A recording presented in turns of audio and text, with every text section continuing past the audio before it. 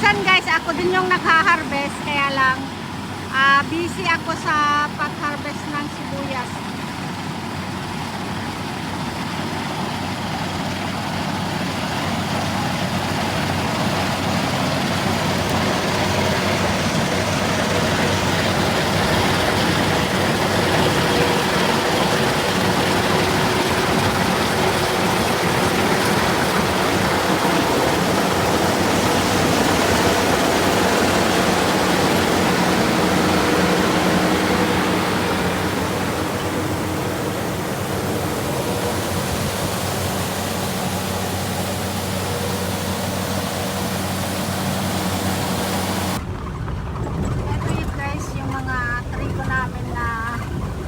Harvestin. Tapos ito naman yung mga sibuyas na namin. Ayan.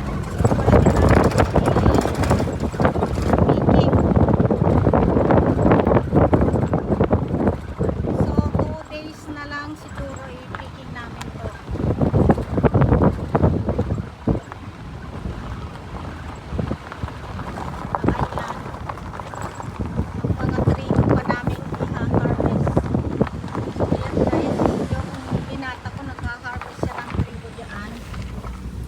Yung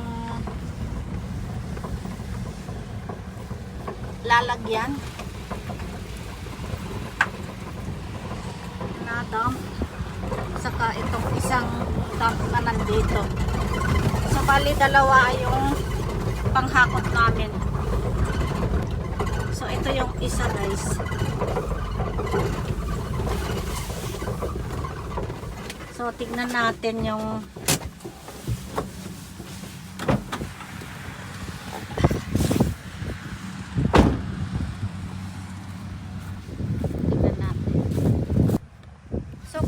trigo guys.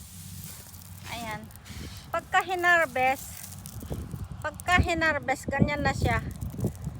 Kung sa palay sana bigas na. Ayan.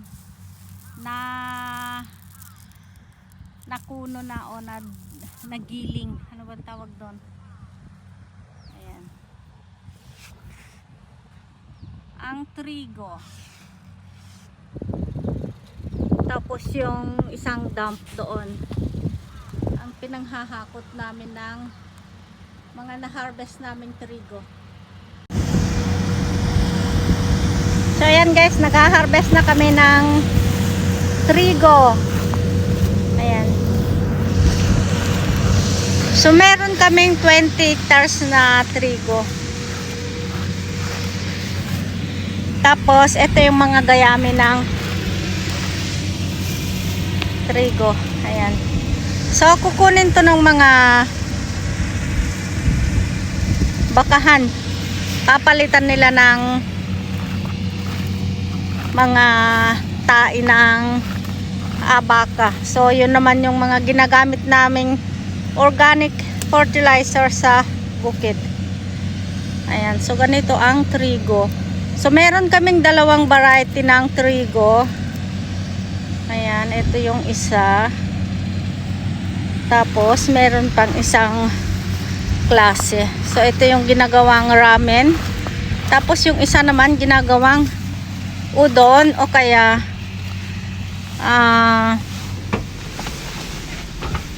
ramen.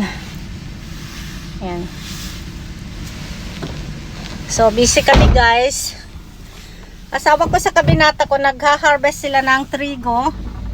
Tapos ako naman, nag-root cutting ako ng sibuyas.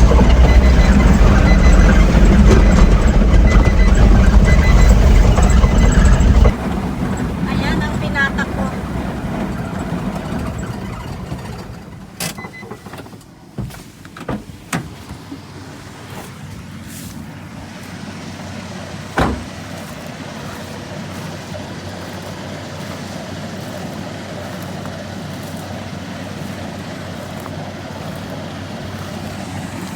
Ganito siya pagka hina-harvest.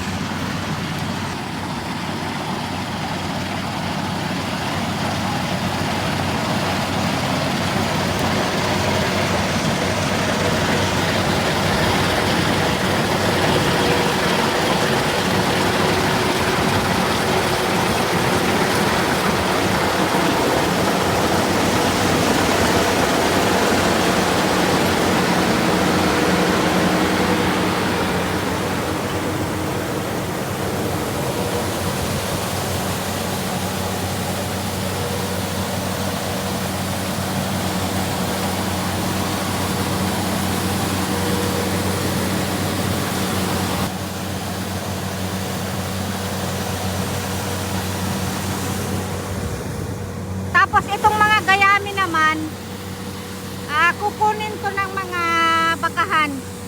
So palitan kami ng mga tae ng baka.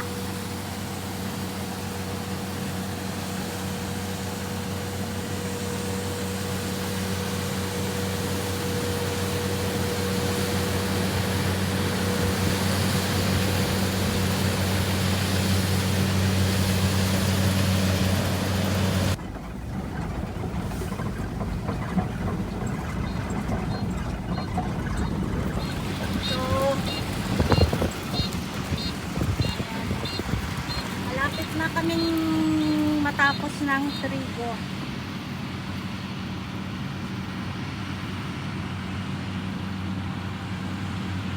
So pagkatapos ng trigo guys, tuloy-tuloy na rin yung pag-harvest namin ng sibuyas.